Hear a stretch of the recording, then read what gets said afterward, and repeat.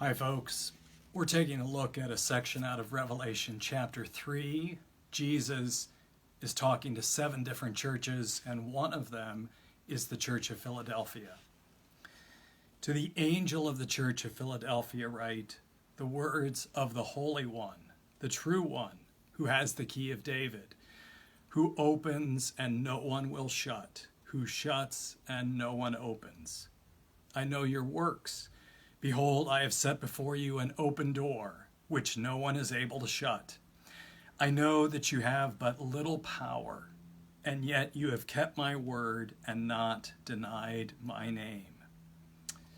He goes on to say, because you have kept my word about patient endurance, I will keep you from the hour of trial that is coming on the whole world to those who dwell on the earth. I am coming soon. Hold fast to what you have so that no one may seize your crown.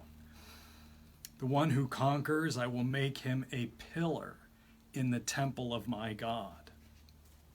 He who has an ear, let him hear what the Spirit says to the churches.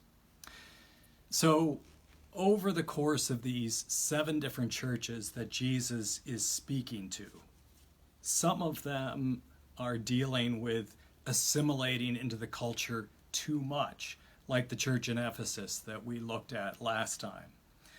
Some of them are just flat out complacent and in deep trouble, like the church in Laodicea that we often hear about, that Jesus says he will spit out of his mouth. They're neither hot nor cold.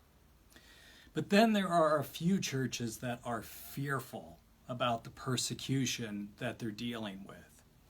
And it's helpful to think about all the things that we're going to look at going forward in Revelation is addressed to churches like this, who are really dealing with many of the same issues that the church today is dealing with.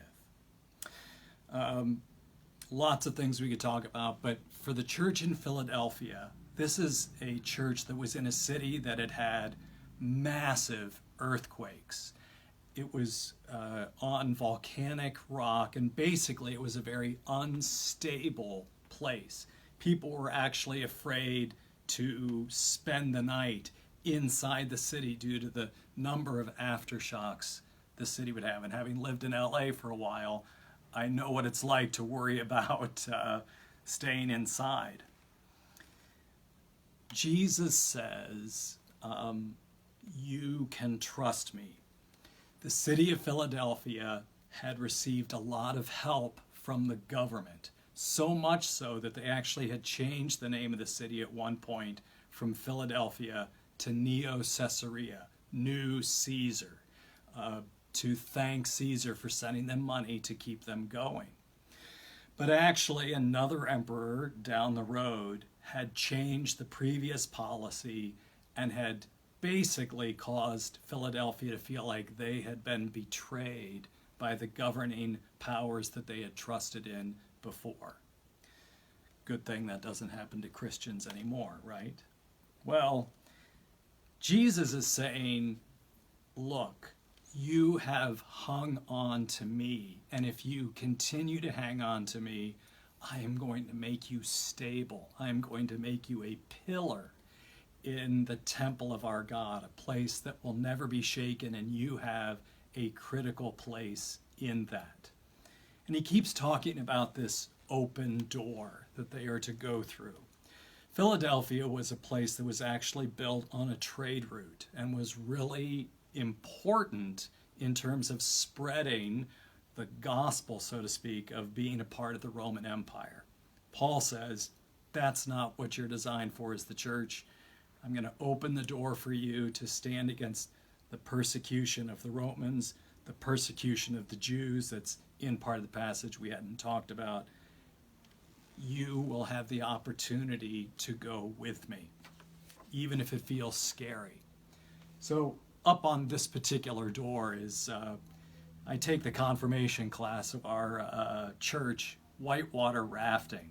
At the end, it's an opportunity for the kids to have to trust each other, to work with each other, and to kind of go into their yellow zone. And if you look at the faces of some of those kids, some of them are thrilled, some of them are terrified, but we're working at it together. I don't know where you are in the white water of 2020.